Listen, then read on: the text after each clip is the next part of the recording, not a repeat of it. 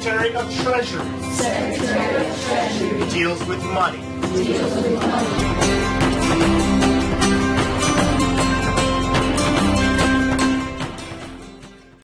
Hi, and welcome back to Mr. Raymond's Civics Academy, where today, for our Virginia Civics SOL series, we will be looking at citizenship obligations and duties, as well as citizenship responsibilities and civic duties. In order for America to thrive as a nation, it is important that citizens do their part. We've discussed some of the rights that come with being a citizen of the United States, but today we're going to be looking at some of the specific responsibilities and obligations that go along with being a good citizen. So let's start with our obligations, which you need to know for your state exam. And these are the same whether you're taking the Civics EOC or SOL test. And these obligations are to obey the law, pay your taxes, defend the nation, and serve on juries and in courts. And just a reminder, teachers, that this PowerPoint with lesson plans, worksheets, smartboard files, and a variety of activities are available at Teachers Pay Teachers. Just click the link in the notes beneath this video, or go to Teachers Pay Teachers and search for Mr. Raymond's Civics Academy.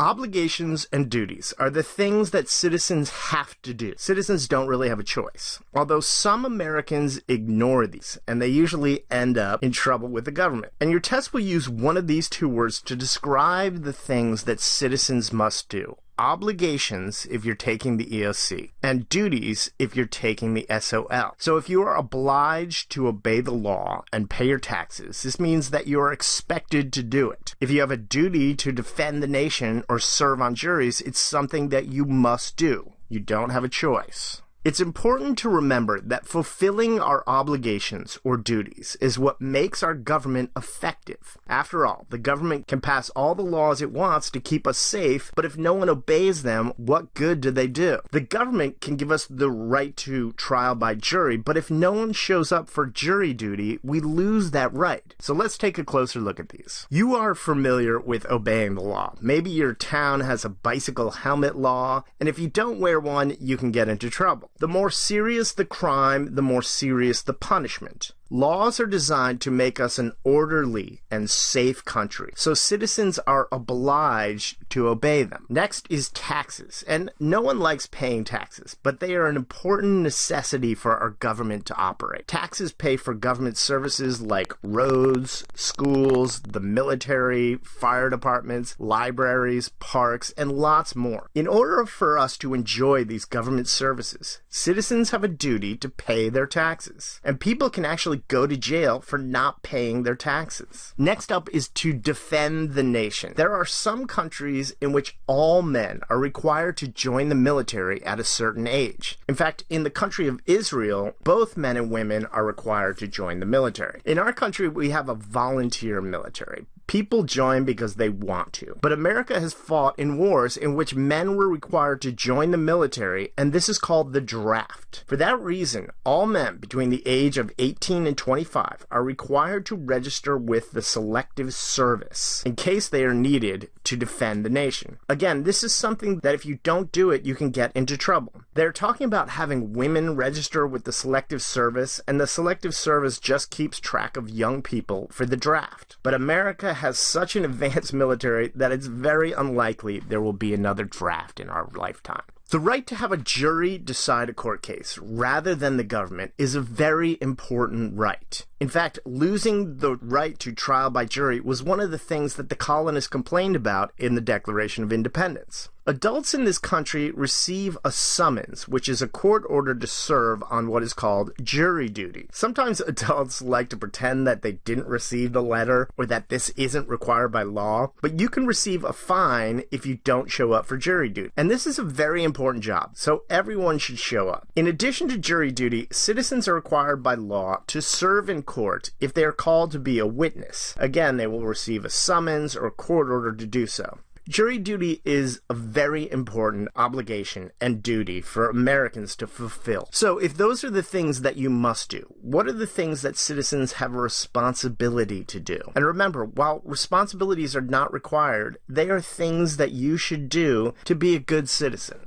After all, we have a responsibility to contribute to the common good of our society if we want to have a country that thrives and helps all of its citizens. Our first responsibility is probably our most important one, especially as far as your test is concerned, and that is to vote. Voting is how we pick our leaders who are going to make our lives better. Of course, if you are going to vote, you have to remember to register to vote in time to do so. We'll look at the registration process in an upcoming video, but the important thing to remember is that in order for us to have a government that's going to help us, we have a responsibility to vote for whoever we think is going to do the best job. Of course, we would have no one to vote for if no one runs for elected office, and this is another responsibility. Running for and holding office is a very difficult undertaking. Elections can get ugly, and there's a lot of scrutiny on the candidates, but in order for our government to run, we need qualified, caring individuals to step up and take on that responsibility. One way to keep our government honest and looking out for our best interest is to communicate with them, and this is another responsibility. Citizens should communicate with government officials and seek to influence their actions. We talked about petitions, and this is a great way to communicate your interests. But you can also call or email your elected officials. In fact, I often email my representatives to tell them my opinions. They might not be persuaded by one individual email, but if enough of us do it, they know that this is an issue that might be something they need to look into.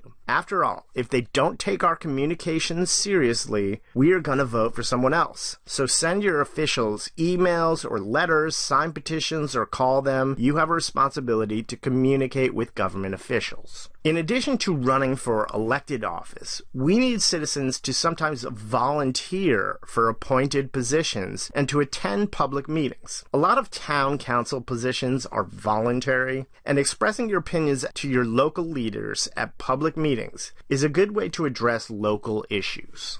Now, in order to know where you stand on the issues and who you're going to vote for and how you might participate, you have to keep informed on current events and issues. And this is another responsibility, to stay informed. Pick up a newspaper, turn on the news. We spend a lot of time on the internet, but Instagram might not be the best source to find out what's going on in the world. Be careful about where you are getting your news and consider the source. An informed electorate is what protects us from our government taking advantage of us. And it's also lets us choose the best leaders to guide our country, our state, and our local communities. Another great way and responsibility to get involved on an individual level is to volunteer or participate in political campaigns. If you really care about the direction that the country or your state or town is going in, you want to help those that you feel will help improve your situation. Volunteering and participating on political campaigns is a great way to help the person get elected and is an important responsibility. In a democratic society, there are going to be those that hold opinions that are different from your own. It's important to respect the opinions of those that you don't agree with. And this is kind of a big problem in America today, as political bickering is seeming to divide our country. In order for us to get things done, it's important that both sides of the political spectrum work together to address problems that affect us all. This is one responsibility that Americans really still need to work on. Of course, being a good citizen and helping our country involves more than just politics, as the government can't address every issue. Your state exam is going to expect you to identify things such as community service and civic duties that people can do to help their communities. For some of these test questions, you're going to have to kind of use common sense, but knowing the language they are looking for will help you answer these questions. A civic or social duty is a way to improve your community. What your test is really going to want you to identify is ways to volunteer to help others. Remember, volunteers don't get paid. They give their time and efforts to help address issues. That can be political, like joining the League of Women's Voters, but more often it's expressing concern about local issues and doing something about it, like a beach or park cleanup. You can tutor others or help the elderly or sick, any way to improve your community and fill some of the gaps left by the government. Another thing the state wants you to know about responsibilities and duties are personal traits and characteristics of good citizens. And this is more for those taking the Civics SOL exam, but these are good for students taking the Civics EOC to know as well. Again, these kind of make common sense, so I'm not going to spend a lot of time on these. A good citizen should be trustworthy and honest, Citizens should be courteous and respectful of others' opinions. They should respect the law, be patriotic, which means that you show love for your country. Good citizens should participate in the school and or community, as well as participating in elections as informed voters. The state also wants you to know how citizens can effectively participate in civic life, and these include formulating questions as to how your country or community can be better, staying informed by analyzing information from a variety of sources, in other words, try to understand both sides of the issues, expressing opinions, devising and implementing a plan to improve your community, and finally, participating in thoughtful decision-making in personal, financial, and civic matters, for example, voting and taking stands on civic issues. And that is our look at citizen duties and obligations, citizen responsibilities, and civic duties and responsibilities. Remember, the obligations or duties that all citizens are required to do are to obey the law, pay your taxes, serve on juries, and defend the nation. Responsibilities include voting, attending civic meetings and staying informed, petitioning or communicating with elected officials, running for office, and participating in elections and volunteering in our communities. But let's review the rest. What do we call things that citizens are required to do? There's two words that your test might use: duties or obligations. What obligations or duties do citizens of the U.S. have? Remember, these are the things that you must do. Well, you must obey the law, pay your taxes, defend the nation, and serve on juries or in court.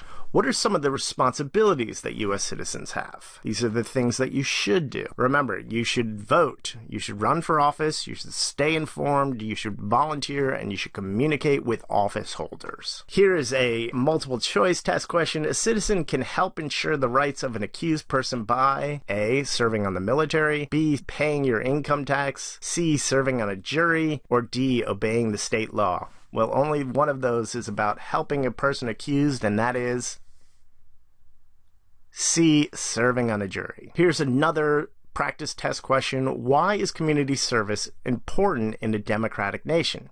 A, it helps businesses find and train new employees. No, that's not it. B, it addresses local issues. Maybe. C, it lowers unemployment by giving jobs to volunteers. No, volunteering is not a job. D, it removes the national government's duty to improve society. No, we still want them to help us improve society, but